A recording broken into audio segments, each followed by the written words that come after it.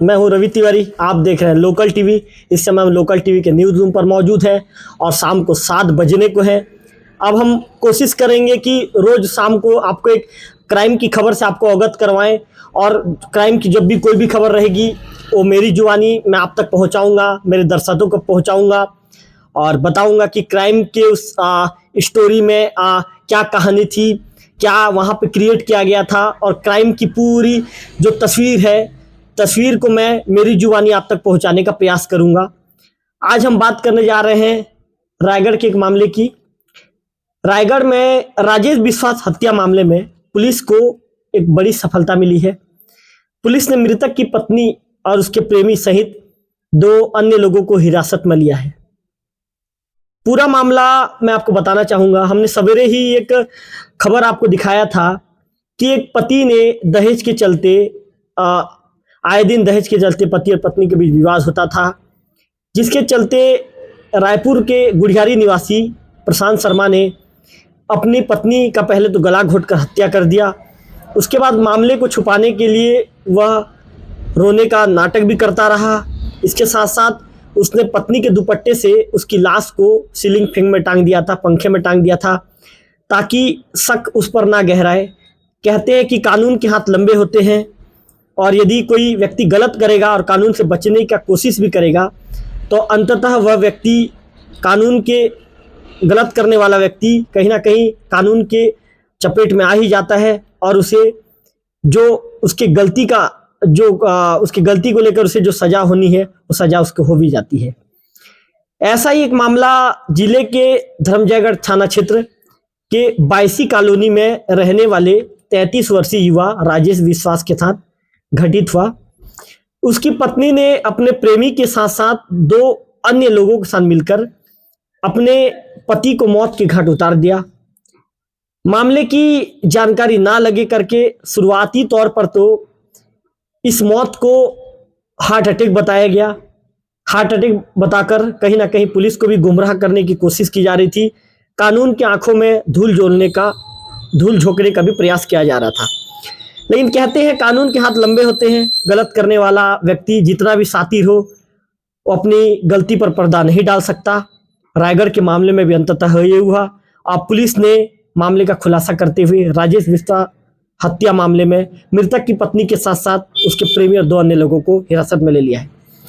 मेरे दर्शकों को पूरा मामला मैं बताना चाहूंगा। ये पूरा मामला धर्मगढ़ जय थाना क्षेत्र के 22 कॉलोनी के रहने वाले 33 वर्षीय युवा राजेश विश्वास के 100 मिलने से शुरू होता है। राजेश विश्वास का 16 जनवरी 2023 को उसी के घर में संदिग्ध परिस्थितियों में मिला था, जिसकी सूचना उसी के परिजनों के द्वारा धर्मगढ़ जय थाने में दी जाती है। चूंकि मृतक के शरीर पर या किसी प्रकार के खून इत्यादि के निशान नहीं थे, तो संभावना ये जताई जा रही थी प्रारंभिक पूछताछ में कि परिजन ये बता रहे थे पुलिस की प्रारंभिक पूछताछ में कि राजेश की मौत हार्ट अटैक से हुई होगी।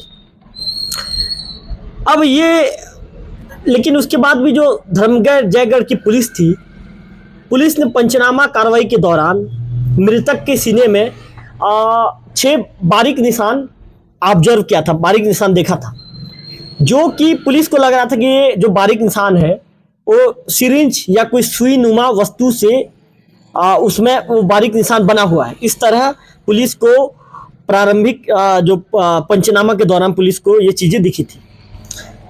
मामला संदिग्ध होने के कारण पीएम करते समय उसकी वीडियोग्राफी भी बनाई गई। जब संदिग्ध मामला होता है तो पीएम के दौरान वीडियोग्राफी भी किया जाता है, मेरे दर्शकों को बता दूं, और इस मामले में ऐसा किया भी गया। और जहां पर उस दौरान जहां पे चोट के निशान नजर आ रहे थे वहां के इंटरनल बॉडी पार्ट्स भी कहीं ना कहीं नुकसान होता हुआ नजर आ रहा था। विशेषकर जो हार्ट अटैक विशेषकर जो हृदय था राजेश, जो मृतक राजेश का हृदय था, चोट पहुंचने के कारण जो उसके आंतरिक रक्त स्राव के कारण मृतक की मौत होने की संभावना डॉक्टरों ने भी जताई थी। जिसके बाद जो वहाँ के थाना प्रभारी हैं धर्मजयगढ़ के अमित तिवारी ने, जो वहाँ के एसपी हैं सदानंद कुमार सर और जो साइबर प्रभारी हैं दीपक मिश्रा के निर्देश में मामले की एकदम छूत इस तरीके से, मतलब मामले की गहन अध्ययन जांच शुरू की, ये कह सकते हैं, क्योंकि मामले को दबाने की कोशिश की जा रही थी। मैंने वीडियो में बोलने से पहले ही आप लोगों को बता दिया था, मेरे दर्शकों को बताया था। इसी क्रम में पुलिस को लगा कि जो मृतक की पत्नी है प्रिया विश्वास, उसकी भूमिका इस केस में संदिग्ध है। इसके बाद पुलिस ने पत्नी की भूमिका संदिग्ध मानते हुए मामले की जांच शुरू की।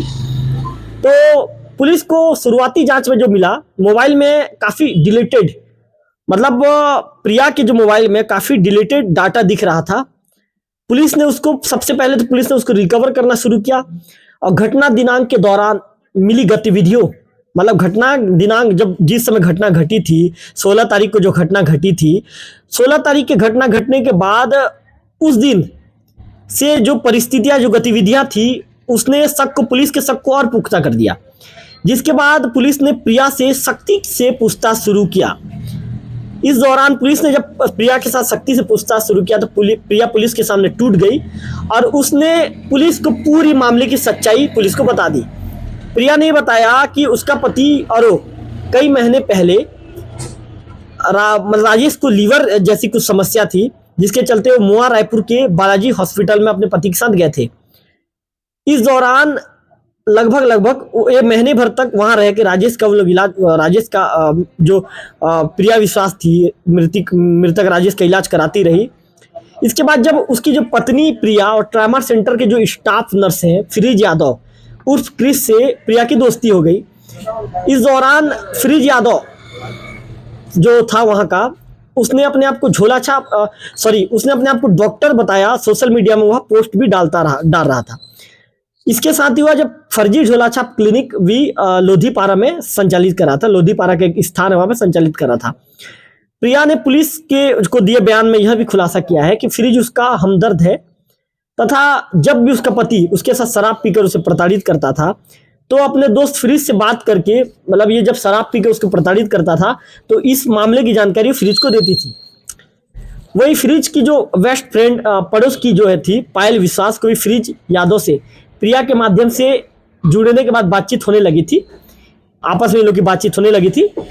प्रिया और पायल ने तय करके फ्रिज से बात की, मतलब पहले प्रिया और पायल ने तय किया, उसके बाद जो फ्रिज था जिस व्यक्ति के अस्पताल में मुलाकात हुई थी उससे बातचीत किया गया और एक अन्य दोस्त शेख मुइन खान निवासी धर्मजयगढ़ को भी सारी बात समझाकर जो एनेस्थीसिया होता है ऑपरेशन के दौरान उसको यूज किया जाता है कि ओवरडोज के जरिए जो राजेश विश्वास था उसकी हत्या सभी लोगों ने मिलकर कर दी। जैसे मैं आपने बताया था पायल, प्रिया, इसके बाद जो फिरिस था, इसके बाद जो शेख मुइन, इन सभी ने मिलकर उसकी हत्या कर दी। मतलब 4 लोगों ने मिलकर इस हत्या के वारदात को अंजाम दिया था। जिस तरह प्रिया ने पुलिस को और डिटेल बताया है वो डिटेल भी मैं अपने दर्शकों को बता दूं। प्रिया ने यह भी बताया कि इसके लिए फ्रिज को जो धर्मजयगढ़ आकर रुकने की व्यवस्था करने के लिए पायल ने कुछ पैसे नगद और फोन पे के जरिए मुइन को दिए थे, जिसने स्वयं के स्थानीय होने का फायदा उठाते हुए धर्मजयगढ़ के एक होटल है वहां पर अपनी आईडी से फर्जी गेस्ट के नाम से रूम बुक किया था। वह फ्रिज यादव उस क्रिस बस से 14 जनवरी को रात में धर्मगढ़ जय पहुंचा और मुइन ने उसे होटल में रुकवाया। बाद में व्हाट्सएप कॉल के जरिए बात करते हुए चारों ने 15 तारीख की रात तक राजेश जब शराब पीकर जब सो गया तो फिर तीनों ने फ्रिज को राजेश विश्वास के घर बुलाया और पायल ने बाहर में रेकी की। पहले पायल ने बाहर में रेकी की, उसके बाद प्रिया ने राजेश के पैरों को पकड़ा और मुइन ने हाथों और झोलाछाप जो डॉक्टर था मैंने फ्रिज के विषय में बताया था, फ्रिज ने दवाइयों के वायल को राजेश के जो सीने में हार्ट के ऊपर का एरिया को हम सीना बोलते हैं, राजेश के सीने में 3 जगहों पर इंजेक्ट कर दिया, 3 जगहों पर इंजेक्शन लगा दिया। इंजेक्शन मतलब ये कह सकते हैं छोटा सा सिरिंज होता है और जो एनेस्थीसिया के समय जो ऑपरेशन के समय यूज किया जाता है उसको सीने में लगा दिया। इसके बाद राजेश की मृत्यु सुनिश्चित करने के लिए सबसे पहले तो उनको राजेश को मारना ही था, तो उन्होंने इसके लिए ओवरडोज बढ़ाने फ्रिज ने राजेश के सीने में दोबारा 3 बार और इंजेक्ट किया, जिसके बाद राजेश का जो शरीर था, जो मृतक राजेश का शरीर था, शिथिल पड़ गया और 15 मिनट के इंतजार के बाद सिरिज उर्फ क्रिस ने राजेश की नब्ज चेक कर उसके मौत की पुष्टि कर दी, जिसके बाद सभी अपने घर वापस चले गए। इस मामले में जो धर्मजयगढ़ की पुलिस थी, धर्मजयगढ़ पुलिस की सक्रियता के चलते जो आरोपी थे आरोपी पुलिस के जो चंगुल में थे, कानून के चंगुल में फंस गए और आरोपियों को गिरफ्तारी हो पाई। मैंने वीडियो शुरू होने से पहले ही बता दिया था कि जो परिजन थे, परिजन इसे शुरुआती जब बयान शुरू हुआ तो परिजन इसे हार्ट अटैक होना बता रहे थे, लेकिन पुलिस ने पंचनामे के दौरान जो मृतक के सीने में जो 6 बारीक निशान जो ऑब्जर्व किए थे और जो किसी सिरिंज या सुईनुमा वस्तु से होना प्रतीत हो रहा था, उस मामले वहां से पुलिस ने जांच शुरू की। पुलिस ने जब पत्नी से कड़ाई से पूछताछ की तो पत्नी ने मामले का जो पूरा जुर्म है कबूल कर लिया।